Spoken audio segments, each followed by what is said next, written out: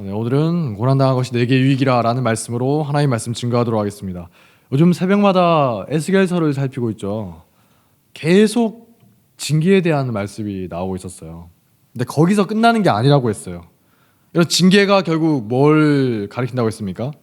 징계가 축복이다. 징계를 통해서 죄를 깨닫고 하나님께 돌아오게 되면 오히려 징계와 고난을 받는 게 축복이라는 거예요. 아무 문제 없이 잘 사는 것보다 하나님이 치시는 게 고통스러운데 그게 축복이라는 겁니다. 오늘 함께 읽었던 호세아서 말씀에도 비슷한 말씀이 나와요. 나중에 시간 나실 때 2장 전체를 한번 찬찬히 읽어보시기 바랍니다. 에스겔서에 나오는 것과 비슷한 메시지가 나오고 있어요. 이스라엘이 어떻게 사냐? 하나님이 은혜로 주신 많은 것들을 받았는데 그걸 가지고 죄를 짓는 겁니다. 에스겔서에도 비슷한 내용 나오죠. 오올라 오올리바 하면서 우상 숭배에 빠지고 온갖 죄악을 저지르면서 살아가는 거예요. 하나님이 그래서 징계를 내리십니다. 치시는 거예요. 고통을 받겠죠. 그 후에 하나님이 말씀하십니다. 징계를 받고 나서 이스라엘이 이제 정화가 되고 나서 뉘우친 이스라엘 향해서 하나님이 위로의 말씀을 주시는 겁니다. 특별히 16절과 17절이 놀라운 말씀이죠. 함께 읽겠습니다. 시작. 여호와께서 이르시되 그날에 내가 나를 내 남편이라 일컫고 다시는 내 바알이라 일컫지 아니하리라. 내가 바알들의 이름을 그의 입에서 제거하여 다시는 그의 이름을 기억하여 부르는 일이 없게 하리라. 아멘. 이스라엘, 여러분 우리가 구약 성경 다 읽어보셨죠? 이스라엘 역사상 우상 숭배가 항상 많이 있었는데 가장 뿌리 깊은 우상 숭배가 뭐냐? 바알 숭배예요. 폭풍과 바람의 신이 바알입니다. 옛날에 용사 지는 게 제일 중요하지 않았어요? 그저 굉장히 비옥한 초승달 지도도 있고 농사 지는 게 중요하니까 비를 내리는 신이 바알이구나. 바알이 제일 중요한 신이에요. 여러 지역에서 바알을 섬기는 겁니다. 각 나라마다 고유한 신이 있지 않습니까? 몰렉 신이 있고 밀검 신이 있고 다 각자 믿는 전통적인 신이 있는데 바알은 모든 나라에서 섬기는 거예요. 보편적인 신이에요. 그만큼 인기가 제일 많았다는 겁니다. 지금으로 치면 최고의 선진 문물이 바알인 거죠. 바알을 섬기지 않으면 세상의 흐름을 따라가기가 힘들다는 거예요. 섬기는 방식도 어떻습니까? 자세하게 말할 건 아니지만 굉장히 음란하게 섬기는 게 바알과 아세라신을 섬기는 거거든요. 끊임없이 이스라엘의 유혹이 되는 겁니다. 나도 저거 몰래 가서 섬기고 싶은데. 이스라엘 역사상 가장 강력하고 가장 지긋지긋하게 붙어있던 우상이 이 바알이라는 거예요. 그리고 바알이라는 단어가 신의 이름만 가리키는 게 아니죠. 바알이라는 신도 있지만 주인 혹은 남편을 뜻하는 말이기도 했어요. 제 바알입니다. 나의 주인이시죠. 내 남편이요. 바알이라는 말이 일상 중에도 정말 많이 쓰였다는 거예요. 그래서 이스라엘 사람 이름에도 보면 바알이 들어간 이름이 많이 나오거든요. 이스라엘 역사상 산당 제사와 함께 제일 끊기 어려운 게 뭐냐? 바알 숭배였다는 거예요. 근데 오늘 말씀에서 하나님이 선포하시죠. 아예 내가 나중에 그 때가 되면 바알이란 말 자체를 아예 내가 없애버리겠다. 바알들의 이름을 기억하지도 못하게 하겠다. 물론 나중에 예수님이 오실 때 이 말씀이 온전히 이루어지겠지만 그 전에도 어느 정도 이루어졌죠. 여러분 중에 혹시 바알 신 믿는 분 계십니까? 바알을 믿으니까 유혹이 되시는 분 계세요? 유대인 중에도 믿는 사람 없어요. 기독교인 중에도 없어요. 성경에 안 나오면 그런 신이 있었나? 일반적인 사람들은 아무도 모를 겁니다. 학자 말고는 아는 사람이 없을 거예요. 그러면 그 지긋지긋했던 바알 숭배가 구약 시대 내내 떨어지지 않았던 바알 숭배가 어떻게 사라지게 되었느냐? 철저한 실패와 끔찍한 고난 덕분에 사라지게 되었다는 겁니다. 에스겔이 포로로 잡혀가지 않습니까? 얼마 지나지 않아서 이스라엘이 완전히 멸망해버려요. 성전이 파괴돼버립니다. 근데 멸망하기 직전까지도 이스라엘 사람들이 끝까지 믿는 구석이 있었어요. 그게 뭐냐? 우리에게는 성전이 있지 않느냐? 하나님의 성전이 있다. 솔로몬 때부터 이어져온 성전이 있는 이상 자기들은 절대 망하지 않을 거라는 믿음이 있었다는 거예요. 아마 히스기야 때부터 이어져 온 그런 믿음인 것 같습니다. 히스기야 때 무슨 일이 있었죠? 아수르의 18만 5천 명의 대군이 순식간에 전멸당합니다. 어떻게 되는지 구체적으로 잘 몰라요. 하나님이 정말 기적적으로 초자연적으로 전멸시키시고 예루살렘과 성전을 지켜내신 겁니다. 그때 이후로 왜곡된 믿음이 생긴 거예요. 저 봐라. 성전은 절대 무너지지 않는다. 성전이 있는 예루살렘은 절대 망하지 않는구나. 하나님이 성전과 예루살렘을 절대로 버리지 않으실 거다. 예레미야서를 보면 거짓 선지자들과 계속 맞서 싸워야 됐죠. 그 사람들이 이런 신학의 바탕을 두고 있었다는 거예요. 그거 봐라. 역사적으로 보면 하나님께서 지키시지 않느냐. 그러니까 여러분들도 걱정하지 마십시오. 하나님께서 반드시 우리를 건지실 것입니다. 저 예레미야 저거 거짓 선지자입니다. 이런 사람들이 많이 있었다는 거예요. 근데 쫄딱 망하죠. 에스겔에도 나오고 예레미야서에도 나와요. 잘못된 믿음을 가진 사람들 향해서, 거짓 선지자를 향해서 하나님이 말씀하십니다. 내가 너희가 믿는 성전조차도 버릴 것이다. 철저하게 파괴될 것이다. 에스겔서를 나중에 읽어보면 어떤 내용이 나옵니까? 하나님의 영광이 성전을 떠나는 환상이 있어요. 이스라엘 백성, 우리는 그냥 들었을 때 그냥 떠나는구나 할지 모르겠지만 이 당시에 에스겔의 예언을 들었던 이스라엘 백성들 입장에서 너무나 충격적인 거예요. 하나님이 성전을 떠나신다고? 그럴 리가 없어. 너무나 놀라운 거예요. 성전이 나중에 결국 파괴되죠. 불타서 없어지고 포로 생활을 합니다. 그렇게 되어서야 이스라엘 백성들이 깨닫게 된다는 거예요. 야, 우상 숭배는 절대 하면 안 되는 거구나. 나중에 바벨론에서 돌아온 후에 다른 죄는 짓더라도 우상 숭배만큼은 절대 허용하지 않는 거예요. 치를 떠는 겁니다. 혹시 누가 가서 바알을 섬겼다, 우상을 섬겼다 소문이 나면 주변 사람들이 가만두지 않겠죠. 바로 그냥 모여들어서 돌로 쳐서 죽여버리는 거예요. 저런 때문에 또 우리가 망하겠구나. 신약 성경을 읽어보면 우상 숭배에 대한 말씀이나 바알에 대한 그런 말을 찾아보기가 힘들어요. 왜일까? 이것 때문이에요. 나라가 철저하게 멸망하고 성전까지 파괴되는 일을 겪으면서 이제 크게 깨닫게 되는 겁니다. 우상 숭배는 절대 용납하면 안 되는구나. 근데 이거 이상하지 않아요? 하나님이 구약 시대 내내 말씀하신 거예요. 강조하신 거예요. 우상 숭배하지 마라. 제발 좀 하지 마라. 하지 말라니까 하면서 계속 말씀하세요. 셀 수 없이 많이 말씀하시는데도 계속하죠. 유혹이 너무나 강하니까. 선지문물이에요. 그런데 어떻습니까? 엄청난 고난과 실패 앞에 마침내 깨닫고 돌이키게 되는 겁니다. 그럼 어때요?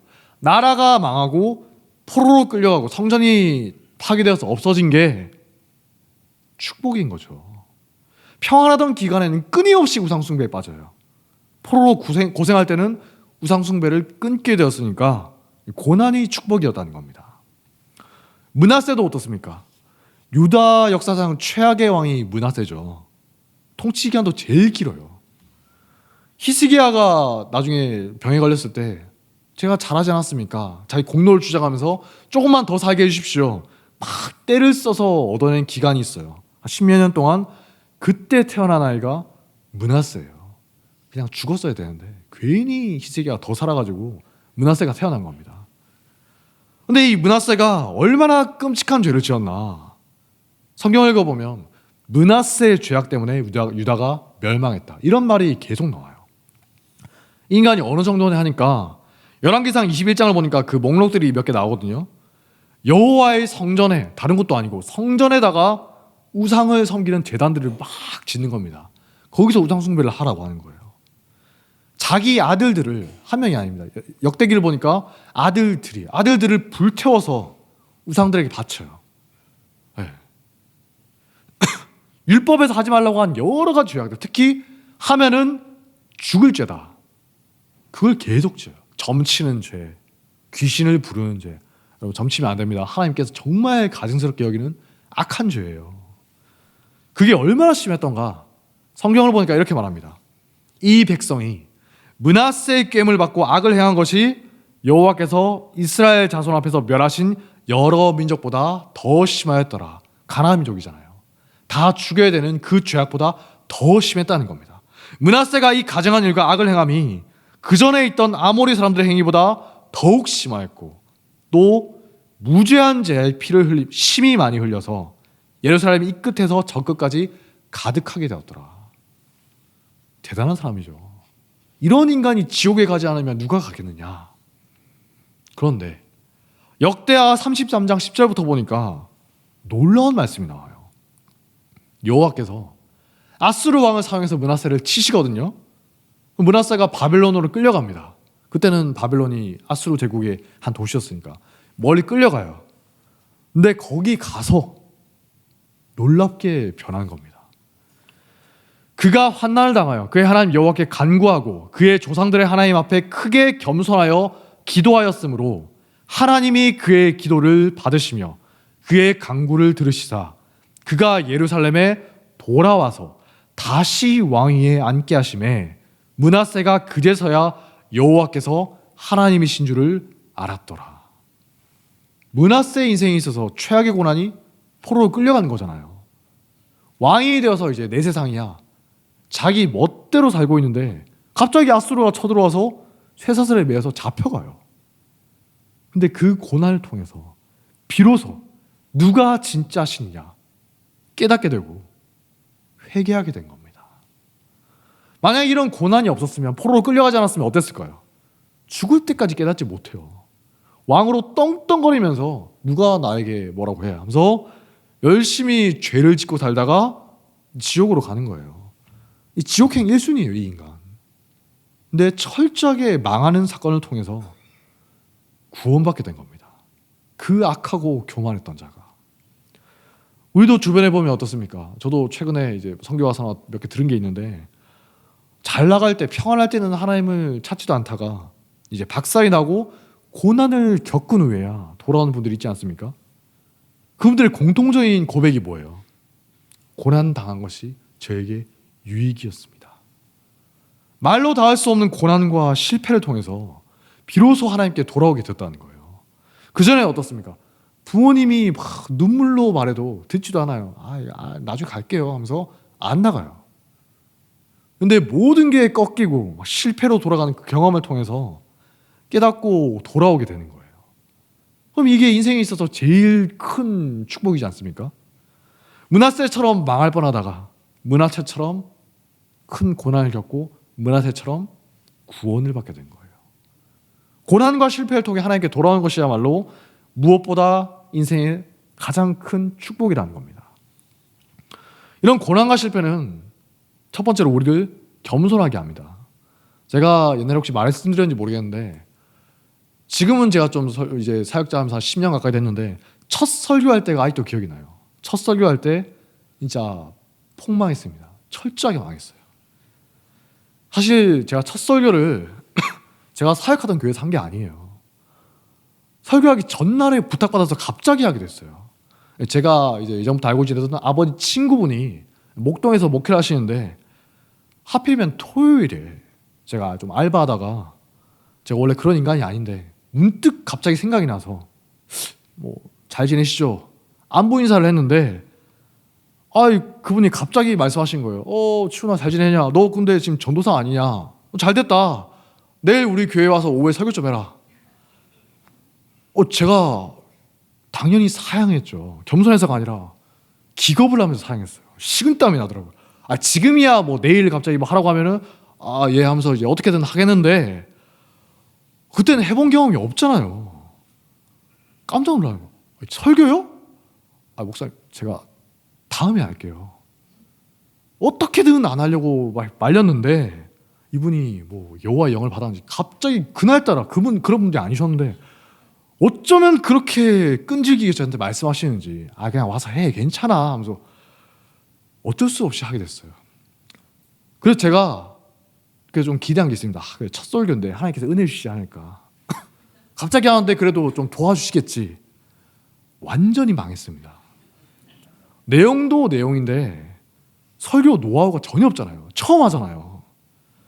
나중에는 어땠냐, 좀 읽다 보니까 글자 크기도 보고서 제출할 때처럼 너무 작게 돼가지고 보이지가 않는 거예요. 막 읽기에 급급해요. 막 맨날 이러고 있는 거예요, 제가. 진짜 아직도 잊을 수가 없는 끔찍한 기억이에요. 그때 제 설교 듣고 있었던 분께 정말 죄송합니다. 미안할 지경입니다. 거의 그 자리에서 설교를 하는데 죄를 짓는 기분이에요, 진짜. 근데 제가 진짜 식은땀 흘리면서 속으로 막 이런 생각을 했어요. 진짜 제발 좀 빨리 끝났으면. 얼마나 몇 페이지 설교는 또 왜 이렇게 길게 썼어 하면서 아직도 그때 그 느낌이 생생하게 기억이 나요. 근데 그 강렬했던 첫 경험 덕분에 설교를 준비할 때 제가 좀 상당히 신경을 쓰게 됐습니다. 제가 그때 깨달았어요. 나는 즉석에서 대충 준비해서 잘할 수 있는 그런 은사는 받지를 않았구나. 그런 천재적인 사람은 아니구나. 이게 장난이 아니구나. 대충 준비했다가는 또 그런 꼴을 당하겠구나. 박살이 나겠다. 여러분 중에도 그런 경험 있죠. 밤에 잠에 들려고 할 때 갑자기 옛날에 있었던 잊고 싶은 기억 떠오르면 막 이불 막 걷어차 이불 킥하고 싶은 그런 경험, 잊고 싶은 기억이 있죠. 저 그중에 제 잊고 싶은 기억이 여러 개가 있는데 그중에 하나가 그거예요. 대충 준비하면 어떤 꼴 당하냐. 하나님께서 벼르고 있다가 이제 완전 딱 치시는 거죠. 뼈저리게 체험한 거예요. 또 제가 예전에 말씀드렸죠. 이전 교회 있을 때 몇 년 동안 한 2-3명 앉혀놓고 설교했다고 했죠. 그때 제가 뼈저리게 깨달았습니다. 나는 절대 스펄전 목사님이나 로이드 존스 목사님이나 전배영 목사님이 아니구나. 설교를 하면 사람들이 막 모여들고 부흥하고, 전도사 때는 저만 그런 게 아니라 전도사 때는 그런 환상을 가질 때가 많이 있거든요. 나는 그래도 좀 뭔가 좀 특별하지 않을까, 복을 받지 않았을까, 내가 말씀 전하면 사람들이 듣고 좀 몰려오지 않을까, 막연한 기대감이 있는데 아주 그냥 몇 년 동안 철저하게 박살이 나는 거예요. 수십 명 수백 명 불어나기는커녕 날이 갈수록 줄어가요. 내가 아무리 열심히 준비해서 말씀을 전해도 부흥을 하면 5명이에요. 근데 그 중에서 3명이 사역자예요. 결국 어떻습니까? 제가 말씀 전해서 새로 오는 분은 한 명도 없어요. 한 5년 정도 그렇게 살았습니다. 나중에는 어땠을까요? 거창한 꿈이라거나 기대감 같은 거는 전혀 없어요. 그냥 하자. 묵묵히 그냥 오늘의 말씀을 준비해서 가서 하는 겁니다. 덕분에 한 가지 좋은 건지 모르겠는데 그냥 습관이 생겼어요. 이게 좋은 건지 모르겠는데 주변에 내 설교 어땠냐 물어볼 생각을 감히 못해요. 기대감을 갖고 물어보잖아요. 물어보질 못해요. 칭찬을 기대하지도 않습니다. 가끔 어떤 분들이 와서 칭찬, 은혜 받았으면 칭찬을 들어도 뭔지 모를 불편함과 어색함이 느껴져요. 5년 동안 제가 너무 가스라이팅 당한 것 같아요, 하나님한테. 내 이야기가 아닌, 칭찬을 듣는데 내 이야기가 아닌 것 같아요. 그럴 리가 하면서 제가 어떤가, 이제 같이 사는 분이 제 증인이 되실 겁니다. 사도행전 보면 스데반의 설교가 나오죠. 거기에 나오는 모세의 모습이 어떻습니까? 막연한 기대감을 갖고 있던 저랑은 다르게 모세는 실제로 힘과 능력이 넘쳤던 사람이에요. 이집트의 모든 지혜를 배워서 말과 하는 일들이 능했다는 겁니다. 그러다 보니까 자신감이 넘치겠죠. 하나님보다 앞서가는 거예요. 그는 그의 형제들이 하나님께서 자기의 손을 통하여 구원해 주신 것을 깨달으리라고 생각하였으나 그들이 깨닫지 못하였더라. 깨달을 리가 없죠. 하나님께서 보내신 게 아닌데. 모세가 어떻습니까? 40년 동안 하나님의 때와 하나님의 일하심을 기다리는 법을 배워야 했던 거예요. 40년 동안 자기 교만과 자신감과 자기 의와 혈기가 다 빠진 후에야 비로소 쓰임받게 된 겁니다. 이처럼 우리가 실패를 통해서 비로소 내 안에 있는 자기 의와 야망과 욕심을 내려놓을 수가 있다는 거예요. 평소에 우리가 교회 다닐 때는 다 막 뭔가 겸손한 것처럼 보이고 그렇단 말 하잖아요. 근데 속에 그 욕심과 야망과 세속적인 욕망이 드글드글하지 않습니까? 주님, 제가 여기 있사오니 나를 써주시고 나를 여기 보내주시고 저걸 하게 해주십시오. 그러셔야 됩니다. 그러지 않으면 저 상처받고 교회 떠날 거예요. 이런 게 아니라 나중에 연단이 되면 모세 어떻죠? 제가 여기 있사오니 주님 하고 싶은 대로 쓰십시오. 금그릇이 아니라 질그릇으로 쓰시든 혹은 쓰시지 않으시더라도 마음대로 하십시오. 제가 받아들이겠습니다. 실패를 통해서 내가 정말 아무것도 아니구나. 내가 아무리 노력하고 애써봤자 하나님께서 쓰시지 않으면 정말 아무 의미가 없구나. 그걸 배워가는 거예요. 모세가 40년 동안 배웠죠. 여러분들은 짧게 배우시기 바랍니다. 40년 하면 너무 길잖아요. 그게 실패와 고난을 통해서 우리가 얻을 수 있는 첫 번째 유익이라는 겁니다.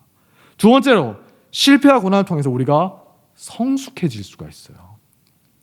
요즘 제가 자주 보고 있는 유튜브 채널 중에서 다큐 구분이라는 게 있습니다. 다큐 구분. 비행기 사고에 대한 영상을 실시간으로 이제 시뮬레이션 해가지고 보여주는데 진짜 사소한 거 하나 때문에 혹은 어쩌면 그럴 수 있을까? 실수가 겹쳐가지고 하나만 아니었어도 사고가 안 났을 건데 그렇게 해서 벌어진 사고가 너무나 많더라고요. 거기서 제일 인상 깊었던 말이 이거였어요. 항공 매뉴얼들 정말 많지 않습니까? 이렇게 해야 된다, 이렇게 해야 된다. 항공 매뉴얼들이 한 줄 한 줄이 수많은 피와 희생 위에 써져 있는 것들이다. 그냥 보면 너무나 당연하게 보여요. 심지어 쓸데없는 것처럼 보입니다. 뭐 이런 말까지 있어. 근데 그게 다 실제 사고를 통해서 만들어졌다는 겁니다. 다시는 그런 사고를 반복하지 않기 위해서 규정을 만들고 매뉴얼을 했다는 거예요.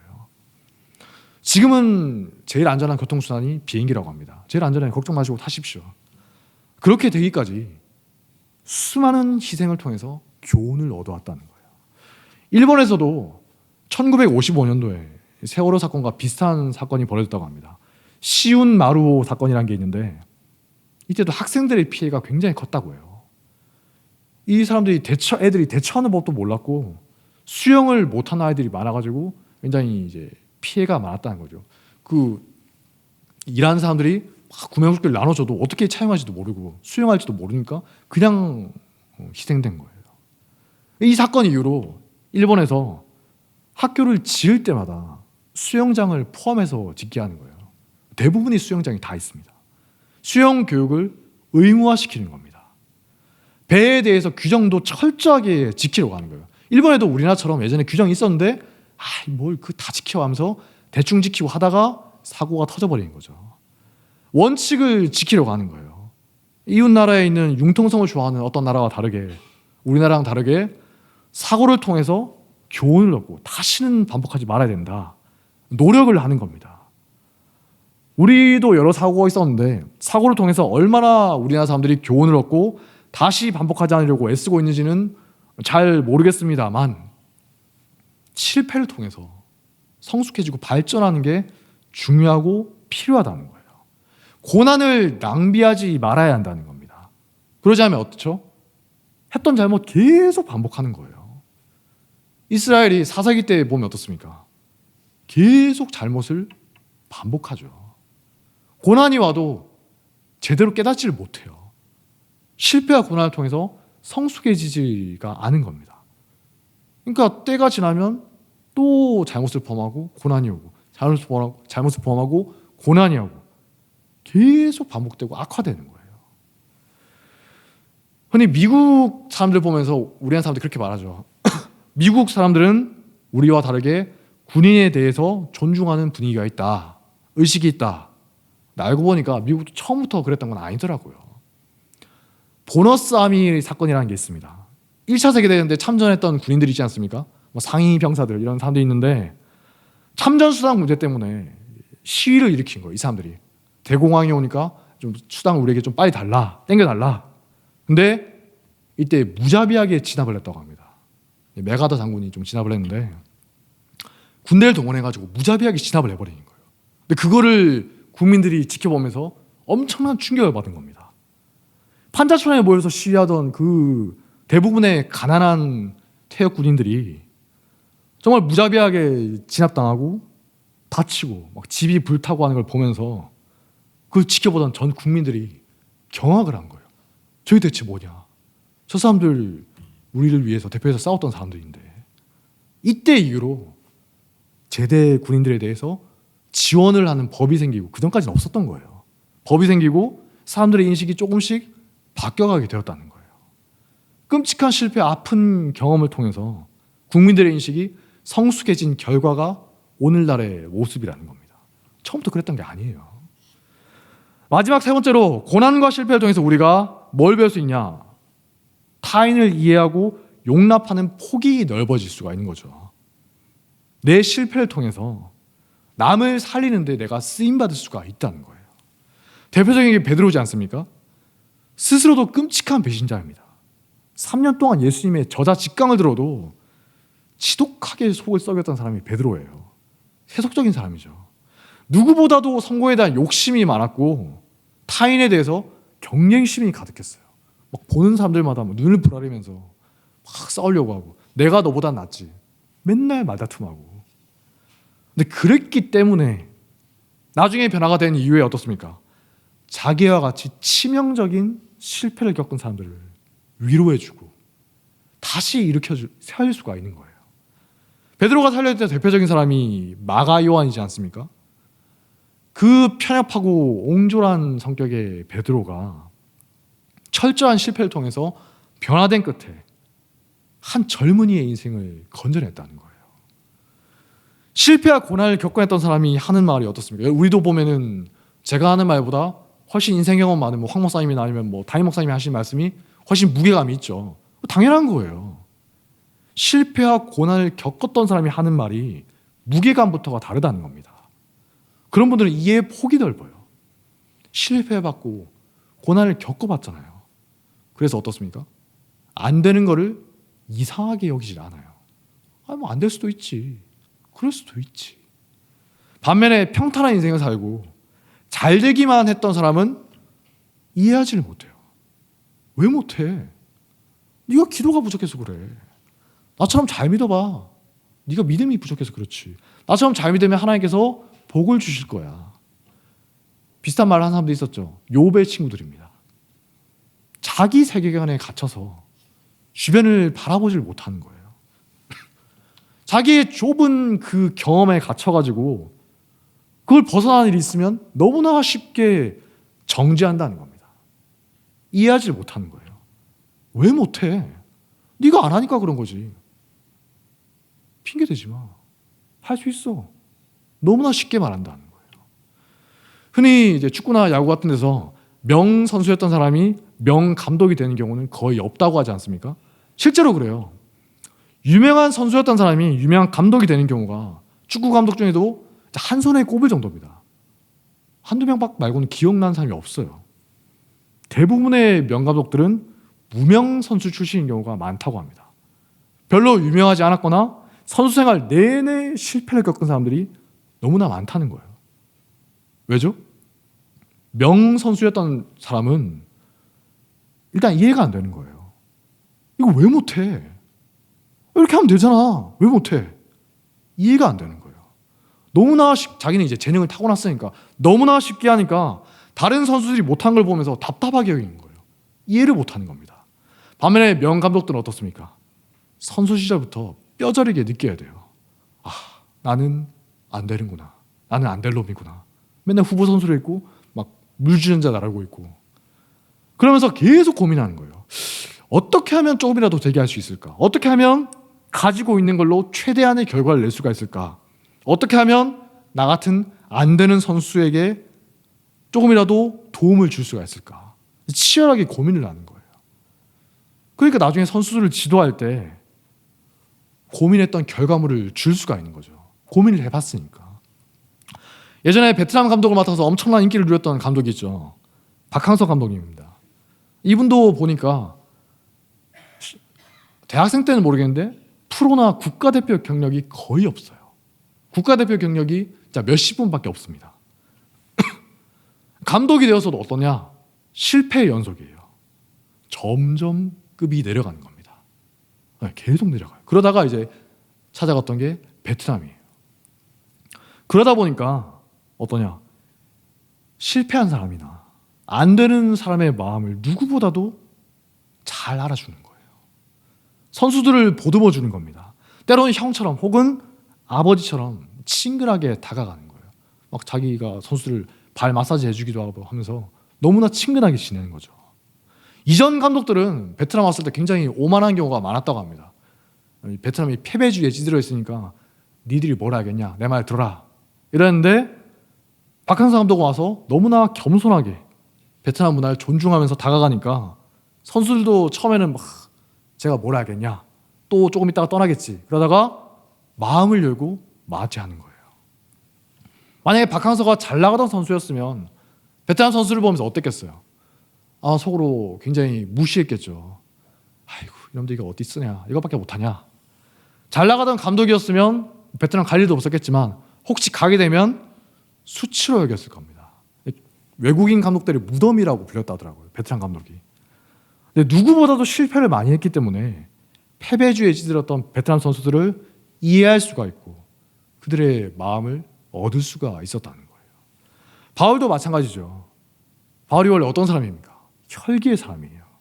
아니다 싶으면 이제 칼같이 쳐내요. 시퍼런 칼입니다. 마가 요한도 쳐내고 영적 아버지 바나바한테도 그거 아니지 않냐 하면서 대판 싸우고 갈라서는 거예요. 왜 그렇습니까? 젊을 때부터 실패를 모르고 살았으니까. 난 내가 했을 때 다 맞았는데? 난 했는데? 번듯한 배경에서 태어나서 아버지 로마 시민권, 로마 시민권 갖고 있고 베냐민 지파, 엘리트로 자랐으니까. 제가 있었던 군대 유격장에 이런 구호가 있었어요. 하면 된다. 안 되는 게 많던데 하면 된대요. 바울도 그렇습니다. 자기가 해보니까 다 되는 거예요. 나는 하면니까 다 되던데 뭐가 안 된다는 거냐? 네가 안 해서 그런 거겠지. 이해를 못하는 거예요. 그래서 젊을 때 어떻습니까? 혈기 부리면서 정말 열심히 살아갑니다. 근데 열심히 하면 할수록 자꾸만 관계가 깨어지고 실패하는 거예요. 사역도 엎어지고 마음먹은 대로 되지가 않죠. 바울도 여러 실패와 고난을 겪으면서 서서히 변해갔다는 겁니다. 나중에 말년에 썼던 서신들을 보면 물론 이제 여전히 날카로운 게 있죠. 타고난 게 어디 가겠어요. 근데 동시에 젊을 때는 없었던 부드러움과 관용과 이해하는 자세가 생겼다는 거예요. 베드로가 그랬던 것처럼 바울도 고난과 실패를 통해서 서서히 변해갔던 걸 우리가 알 수 있는 겁니다. 그렇기 때문에 여기도 이제 제가 아는 어떤 분도 계신데 여러분들이 당하고 있는 고난과 실패가 그 자체로 끝이 아니라는 겁니다. 나중에 어떻게 쓰임받을지 몰라요. 제가 듣고 기분 좋으라고 하는 말이 아니에요. 진짜 어떻게 쓰임받을지 모른다는 겁니다. 제가 청년 때 선교지 가서 정말 처절하게 실패를 많이 했다고 했죠. 설교할 때도 실패했다고 했죠. 진짜 첫 설교 정말 끔찍했습니다. 인간관계에 셀 수 없이 많이 실패했던 그 경험들, 지금의 저를 만들었고 제 목회 자산이 되고 있는 거예요. 타임 목사님도 말씀하시잖아요. 젊었을 때 지긋지긋하게 싫었던 단점들이 지금의 자신을 만들었다. 강점으로 일하라인가? 그 테이프 지금도 제가 예전에 정말 많이 들었습니다. 1편만 들었는데 목사님의 그 단점들, 프라이버시 지키기 위해서 일일이 말하지는 않겠지만 단점들, 그게 지금 와서 보니까 무엇보다도 가장 강력한 장점으로 바뀌었더라. 고백을 하시더라고요. 우리 교회도 보면 고난과 실패로 힘들어하는 분들이 있지 않습니까? 그런 분들 보면서 한심하게 여기거나 정죄하지 마시라는 겁니다. 기대감을 가지셔야 돼요. 저분이 저런 경험을 하고 나서 나중에 얼마나 성숙해질까? 얼마나 하나님께 크게 쓰임받을 수가 있을까? 기대감을 갖고 보시라는 겁니다. 남에게만 그런 게 아니라 자기 자신에 대해서도 그러시라는 거예요. 제가 이 설교 쓰면서도 생각나는 어떤 분들이 있는데 제발 좀 자괴감에 빠지거나 낙심하지 마시고 자기 자신에 대해서 기대감을 가지시라는 겁니다. 내가 얼마나 변해갈 수가 있을까? 하나님이 나를 어떻게 쓰실까? 기대하시라는 거예요. 최근에 축구 대표팀의 이강인 선수가 어려움을 겪었죠. 한국인의 고질병이 멍석마리가 있지 않습니까? 사실관계 제대로 파악하지도 않고 온갖 욕을 하고 비난을 퍼부었어요. 어린 선수인데 완전 잡아 죽일 듯이 온 국민이 난리를 치는 걸 보면서 제가 참 한심했습니다. 사실 이강인이 실제로 그랬나 안 했나 그걸 떠나서 이강인이 욕을 먹고 있는 많은 것들, 그거 다 주장인 손흥민 선수가 옛날에 다 했던 것들이거든요. 여러분 기억하실지 모르겠지만 자기보다 나이 훨씬 많은 주장에게 대들면서 싸웠고 선배에게 무례하게 말하고 무례하게 행동했고 같은 팀 선수 동료 선수와 막 주먹질하고 발로 차면서 싸우고 심지어 막 눈에 피가 흘리게 다치게 하기도 했고 심지어 국가대표 감독에게 공개적으로 저격당하기도 했습니다. 손흥민 선수는 불순한 태도를 고쳐야 된다. 중요한 경기 앞두고 밤늦도록 게임하다가 잠이 부족해서 피곤하기도 하고 여자친구 만나러 나가서 딴짓하기도 하고 건전하게 탁구나 치지. 지난 월드컵 때는 어때요? 자기 측근 문제로 파벌 만들어서 스태프들과 갈등을 빚기도 했죠. 적어도 손흥민 팬들은 이강인에게 뭐라고 하면 안 돼요. 그 다 우리가 모른 척 해주고 덮어주고 넘어간 것들이잖아요. 손흥민 과거가 훨씬 어마어마하다는 겁니다. 오랫동안 축구팀에 대해서 관심 갖고 지켜보신 분들은 제가 무슨 말하는지 잘 아실 거예요. 저는 이강인 선수가 잘 극복하고 더 높은 단계로 도약하리라고 기대합니다. 고난을 통해서 자기 자신을 돌아보고 더 겸손해지고 남의 잘못과 추한 모습을 반면 교사로 삼아서 경계할 줄 아는 선수가 되리라고 기대하고 있어요. 나중에 선배가 되면 후배들에 대해서 이해 폭이 넓어질 거라고 기대합니다. 박지성 선수가 만들었던 좋은 문화가 있거든요. 선배가 막 그렇게 하는 게 아니라 직접 찾아가서 하나하나 찾아가서 박지성 선수가 정말 좋은 선배로 했었는데 어느 순간 이상해지고 있는 거예요.